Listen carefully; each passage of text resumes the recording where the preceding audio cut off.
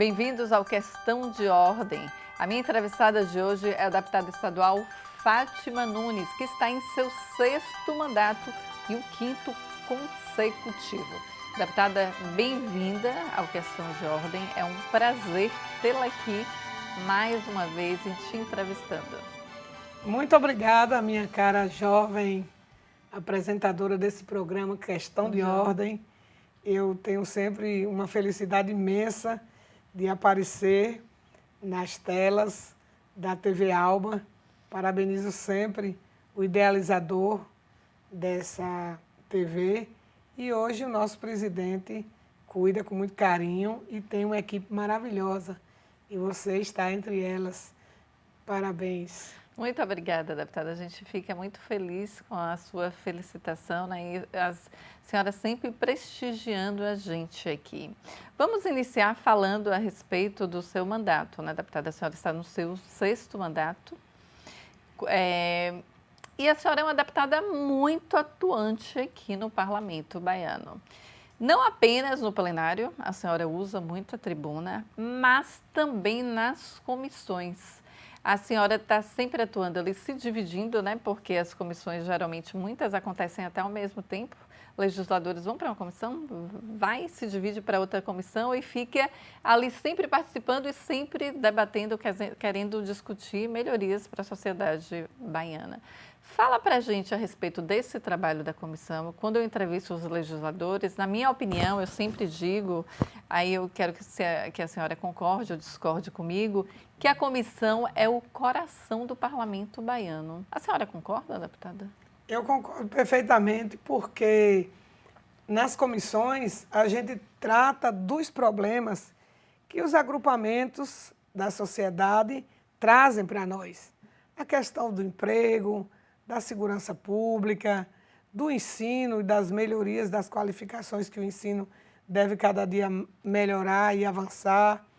Todos os temas também das cidades, de onde os deputados fazem parte. E eu, por exemplo, estou mais presente cada dia na Comissão dos Direitos das Mulheres, porque são temas importantes, principalmente do empoderamento, o tema da violência que a gente precisa combater todos os dias e o trabalho assim, do empreendimento para gerar autonomia, para que as mulheres tenham emprego, tenham renda e possibilidade de levar a sua vida com mais autonomia. Também faço parte da comissão da Secretaria, aliás, da Comissão de Agricultura, que é uma das que trata dos problemas do nosso povo na agricultura, que produz alimentos, que precisa cuidar do meio ambiente, que precisa reduzir os impactos da mineração e que a gente dialoga também com a Coelba, com a SERB, com a Embasa, porque a água é o líquido precioso que precisa estar espalhado e com acesso para todas as pessoas. Então, essas são as duas comissões que eu mais faço parte, mas você tem razão. As comissões é o lugar da fala, é o lugar do debate, e depois de analisar os projetos, geralmente mais são projetos do Executivo, traz ao plenário e a gente vota sim, que é importante para a sociedade. Deputada, a senhora, como uma política, né, uma mulher política, já sofreu algum tipo de preconceito por ser mulher na política, deputada? Diretamente assim, não. Talvez porque eu me coloco assim com a senhora já chega com posicionamento, né, deputada? Então, assim, mas é claro que no início, lá nos anos 90, quando eu me candidatei a primeira vez, lá na minha cidade corria muita fofoca. Eu era casada e alguns diziam, olha, se essa mulher ganhar a eleição, essa Fátima Nunes ganhar a eleição, vai separar do marido. E também não dava outra oportunidade, ó. Se ela perder, o marido também vai separar dela, porque esse negócio de viver subindo em palanque, entrando em bares, sendo abraçada e beijada por homens, porque a vida de política é isso, né? A gente não sabe com quem vai encontrar naquele momento e cada pessoa tem uma reação, tem uma atitude, tem um abraço. Então, isso foi muito forte. Mas eu concorri, fui eleita e tomei posse por 2 anos como suplente. Aqui na casa tinha poucas mulheres na época e a gente sempre lutava ali para criar a nossa bancada, a bancada feminina, para constituir as comissões. Depois veio a deputada Maria Del Carmo, a deputada que hoje é prefeita Moema Gramacho, agora a deputada Neuza Cadori, que é nossa colega. Então, a nossa luta é sempre essa, para a gente se colocar, porque nós somos maioria na sociedade, nós também somos mãe da outra metade, e a gente não tem uma sociedade de paz e de justiça se os homens não compreenderem de que nós somos diferentes, mas somos iguais nos direitos e, quem sabe, muito, digamos assim, nós somos muito necessárias, seja no acolhimento, seja no abraço, seja no cuidar das pessoas e da sociedade. E se a gente tem essa tarefa preciosa na área doméstica, na área empresarial, então é necessário também a ocupação do espaço do poder com mais força, com mais números, e essa é a luta que fazemos todos os dias. Deputada, a senhora falou que tinham poucas mulheres quando a senhora ingressou aqui no Parlamento Baiano. Hoje nós temos 63 legisladores, né? Sempre teve 63 legisladores, mas apenas 10 mulheres. É um número ainda tímido, né, deputada? Com certeza. Nós temos que trabalhar pela equidade, né? Dos direitos, da ocupação do espaço, do respeito, né? Porque é assim que compõe a sociedade de justiça. E quando nós formos um número maior nessa casa, as políticas que fazem parte da nossa pauta, elas vão estar com mais aceitação. E não é que nós queiramos passar na frente ou diminuir o valor, né, do masculino, não. É que homens e mulheres, feitos pelo nosso bom Deus, que eu acredito, vieram a este mundo para viver com condições de dignidade. Não é a mulher receber salário inferior ao salário do homem. Por isso a gente parabeniza o presidente Lula, que logo na chegada desse novo mandato dele, no dia 8 de março, ele sancionou a lei, que foi votada pelos deputados federais, equilibrando essa distorção que havia. E, portanto, hoje, mulheres fazendo o mesmo serviço, a mesma tarefa, a empresa pública ou privada tem a obrigação de pagar os salários iguais.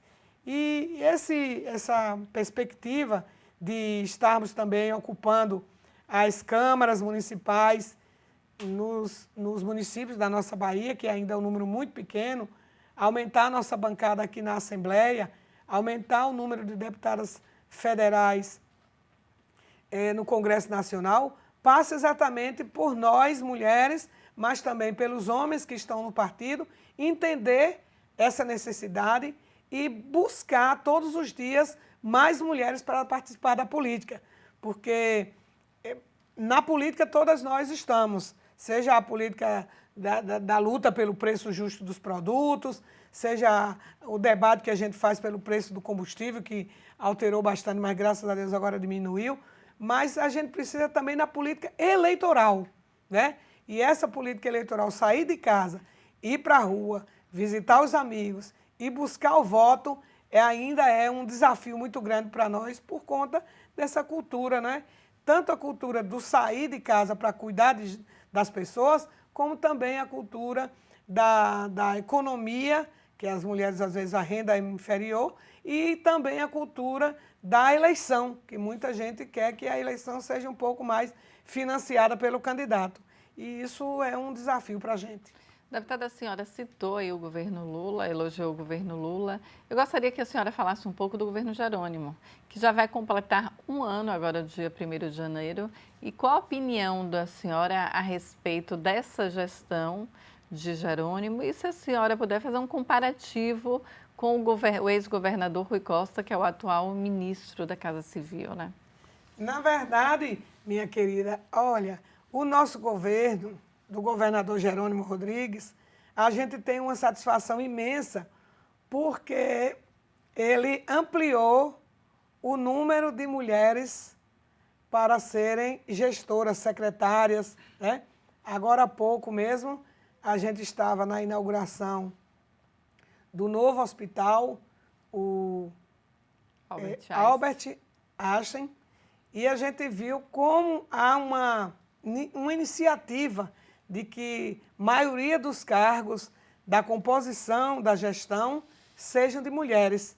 Além da gente olhar a Secretaria da CEPROME, que é uma mulher, uma negra, a Ângela, a Secretaria de Desenvolvimento Social, a companheira histórica Fábia Reis, a nossa Secretaria de Políticas para as Mulheres, a Elisângela Araújo, a Secretaria de Recursos Hídricos, também uma mulher.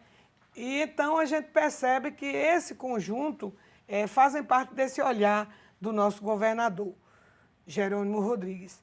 Mas também faria uma lista imensa aqui das ações que nesse ano aconteceram. E por isso eu sempre digo assim, meu voto aqui na casa é sempre sim, porque os projetos que vêm do governo, do Poder Executivo, são para melhorar a vida das pessoas.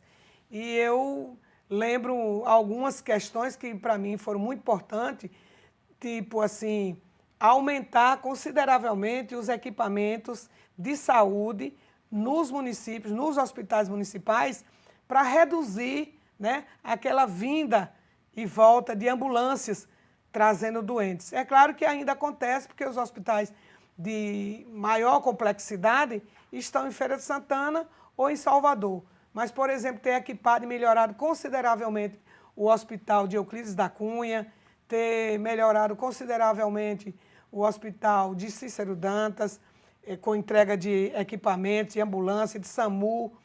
Lá, por exemplo, está próximo a gente inaugurar mais um hospital que é filantrópico em Antas. Mais de 3 milhões foram destinados de equipamentos que foram levados recentemente, está preparando a hora da inauguração. Então, essa questão de saúde tem sido uma questão muito forte na atenção do nosso governador Jerônimo Rodrigues.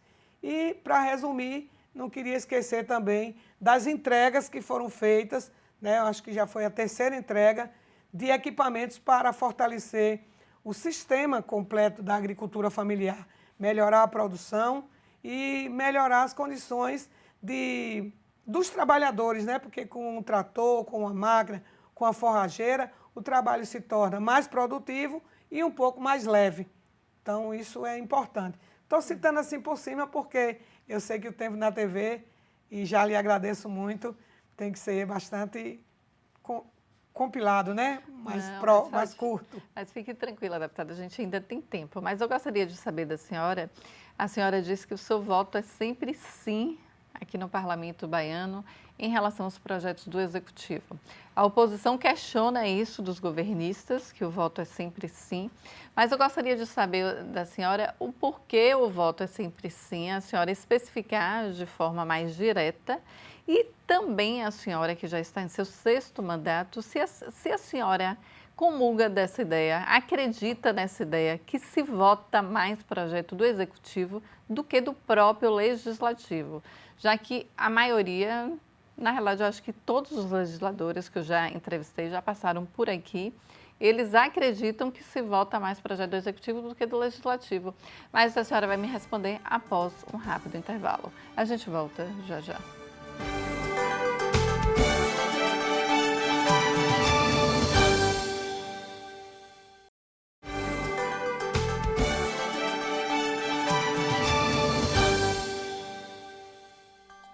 Voltamos com a deputada estadual Fátima Nunes. Deputada, no bloco anterior, questionei a senhora a respeito da votação da senhora aqui no Parlamento Baiano, quando a senhora diz que vota sempre sim nos projetos do Executivo. A oposição bate muito nisso com os governistas, questionando, dizendo que os governistas ficam dando amém para tudo que vem do Executivo. Eu queria que a senhora explicasse o que acontece dessa posição da senhora de sempre dar uma afirmativa para esses projetos e a senhora que está aqui no Parlamento há muito tempo discorrer a respeito disso se a senhora acha que se vota mais projeto do Executivo do que do próprio Legislativo, por conta da inconstitucionalidade ou por conta de qual outro motivo, e se já tentaram algum tipo de melhoria a respeito disso, deputada.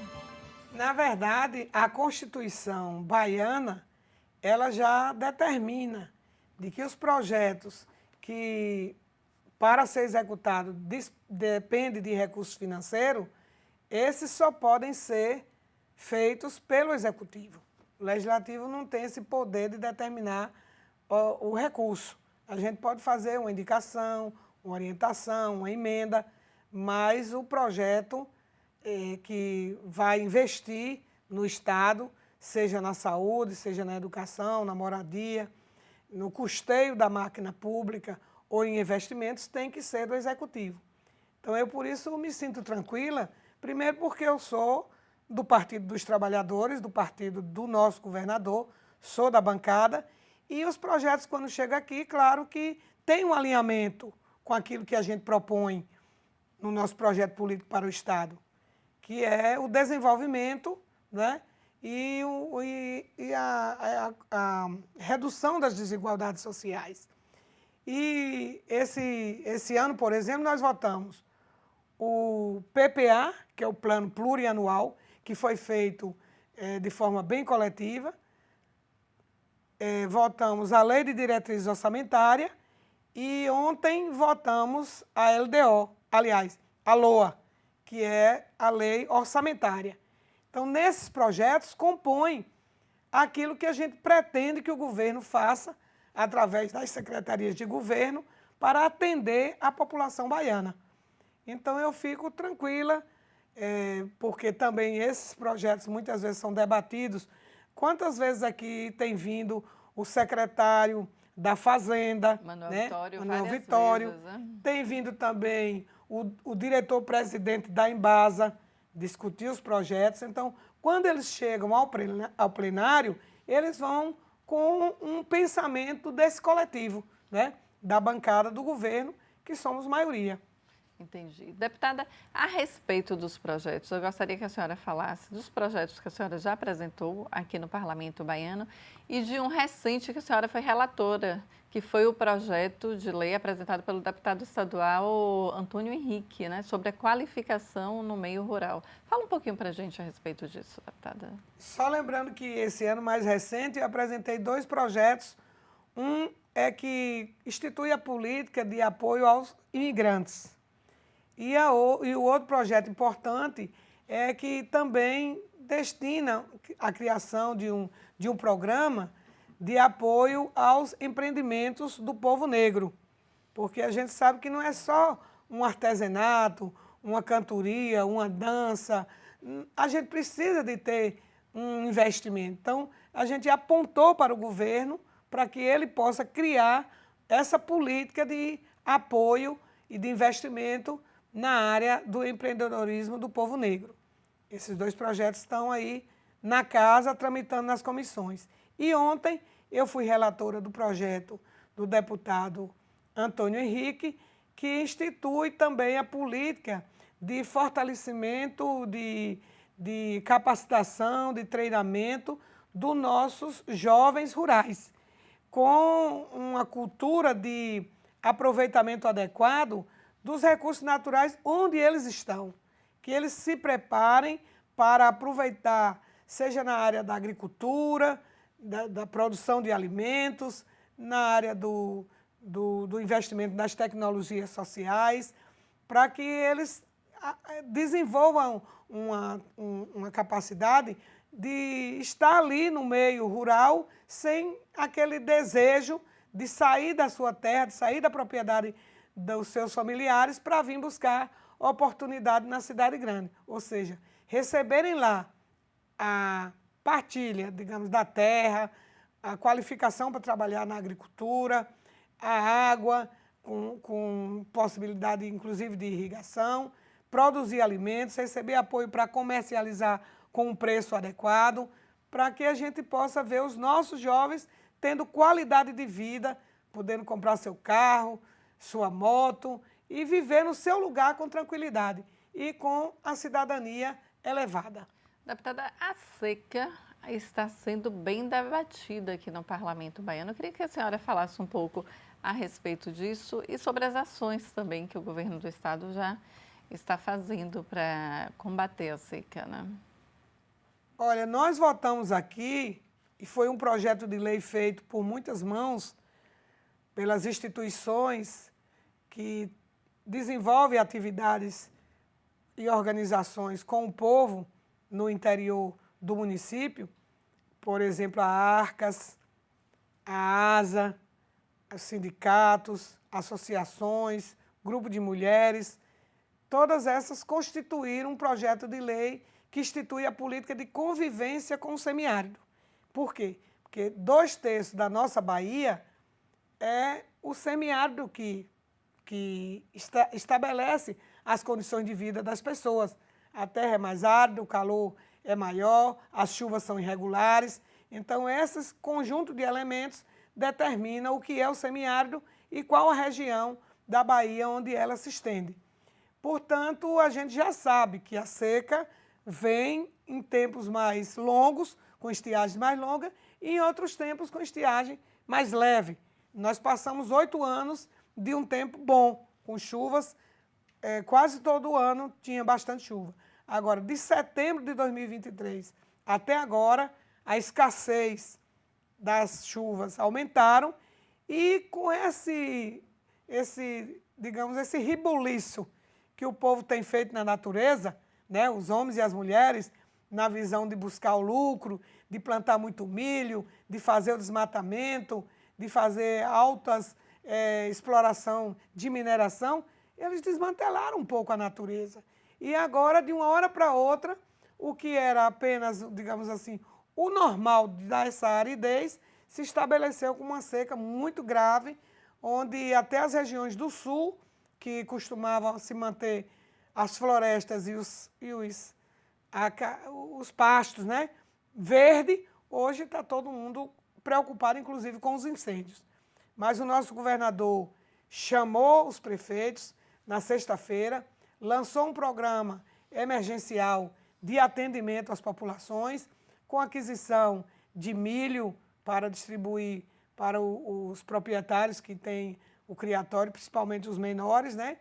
E também ordenou a Embasa a liberar com maior volume a água, onde os carros-pipas vão pegar, sem ônus para as prefeituras, né? Liberou, e também entregou mais de 89 tratores com reboque, carro-pipa, um reboque-pipa, para pegar água nas localidades mais próximas e assim amenizar. E as ações continuam, porque ele criou, nessa mesma sexta-feira, um grupo de trabalho para que eles, das 3 secretarias, Recursos Hídricos, Agricultura e Meio Ambiente, trabalhem diariamente e observem qual é o que o IMET diz sobre as chuvas, para preparar tanto para as chuvas que vierem, porque às vezes cai de repente. Ontem mesmo caiu muita chuva em Ilhéus, teve ventania forte, derrubou torres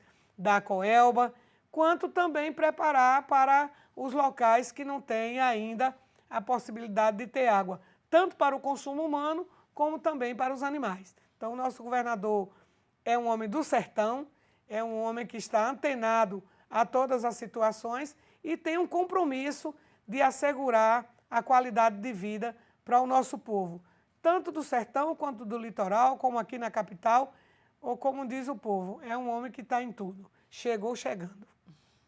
Deputada, em relação aqui ao Parlamento baiano, né? A senhora já está no seu 6º mandato e muitos legisladores deixam o parlamento para entrarem no executivo, para tentar ingressar no executivo, e muitos conseguem ser candidatos a prefeito no município, ou no município que nasceu, ou no município que tem muita atuação. A senhora tem forte atuação em diversos municípios, né? Paripiranga, a senhora mora em Cícero Dantas há mais de 30 anos. A senhora já teve vontade, deputada, de ser candidata a prefeita? Já nos 2 mandatos que intercalaram a minha eleição de 90, porque é intercalado, né? Sim. Estadual, depois a do município. Eu fui candidata 2 vezes a prefeita e 1 vez a vereadora. E eu sempre digo para os meus eleitores e para o nosso povo da luta, da caminhada, que enquanto tiver eleição e eleitor, eu estou participando. Então, eu tenho vontade, sim, de ser prefeita. Mas a eleição municipal, ela precisa de um conjunto de fatores, né, políticos, de agremiações que nos seus municípios se organizam, a política tem uma dinâmica própria, cada eleição é outra eleição. Então, eu fico buscando, apoiando nossos candidatos. Também não sou somente eu que tenho que cuidar das pessoas, eu dou a minha contribuição, mas tem companheiros e companheiras que têm um nome feito, tá muito bem visto na sociedade e a gente aguarda a próxima oportunidade. Mas se um dia der certo, eu vou ser prefeita sim. Ou da minha cidade, Paripiranga, que é a minha terra natal, ou de Cícero Dantas, que é a terra que eu moro há mais de 30 anos. E assim, eu gosto muito de estar presente na luta, visitando as comunidades, indo nas festas, nos bairros, em todas as localidades, porque eu acho também que as leis que a gente vota aqui precisam chegar ao conhecimento da população. E nessas idas e vindas, nos encontros, nas festas, a gente está colocando esse conhecimento. Hoje, por exemplo, muitas pessoas me perguntaram, deputado, é verdade que votou a lei para prorrogar o REDA? E eu disse, é verdade. O REDA era de 6 anos, agora será de 8 anos.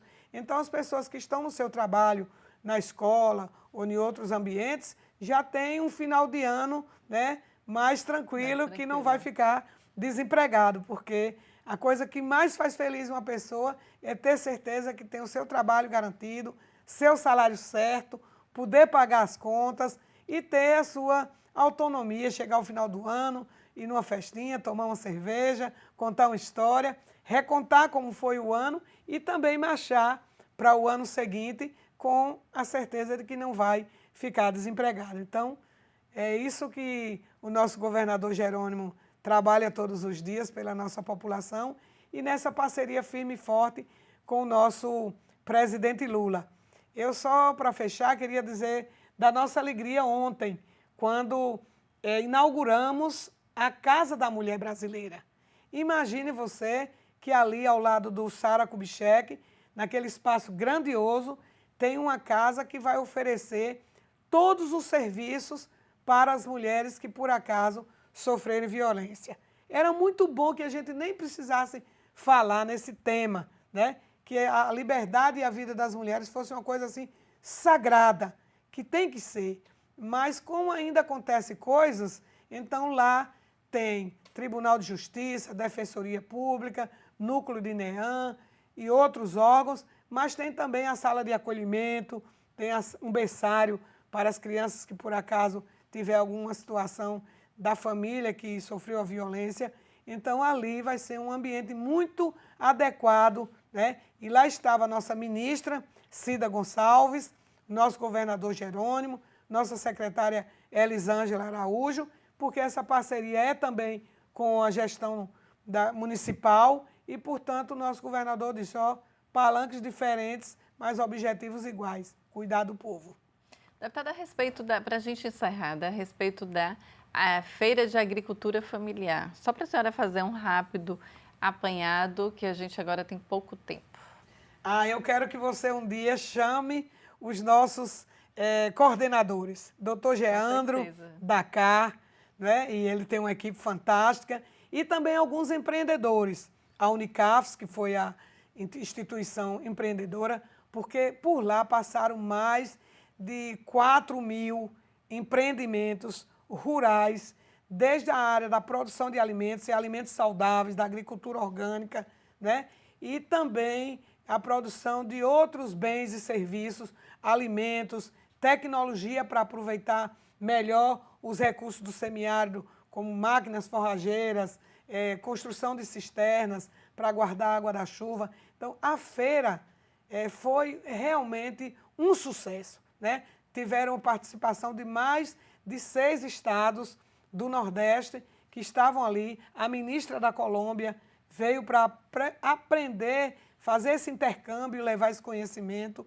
Então, foi um negócio fantástico e eu vou deixar aqui esse pedido para você convidar depois os nossos companheiros, trazer as imagens, que a TV Assembleia vai ser bastante enriquecida com o que passou por lá na Feira da Agricultura Familiar, a 14ª FEBAFSE.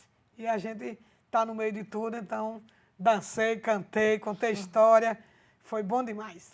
Com certeza, deputado. Uma reportagem especial, um programa, né, exclusivo, só falando a respeito dessa feira. Eu quero agradecer a presença da senhora aqui na TV, mais uma vez, dando essa honra para a gente de discutir diversos assuntos da política nacional, da política estadual e também, né, do município da senhora de Paripiranga, de Cícero Dantas e do Parlamento Baiano. Muito obrigada, deputada.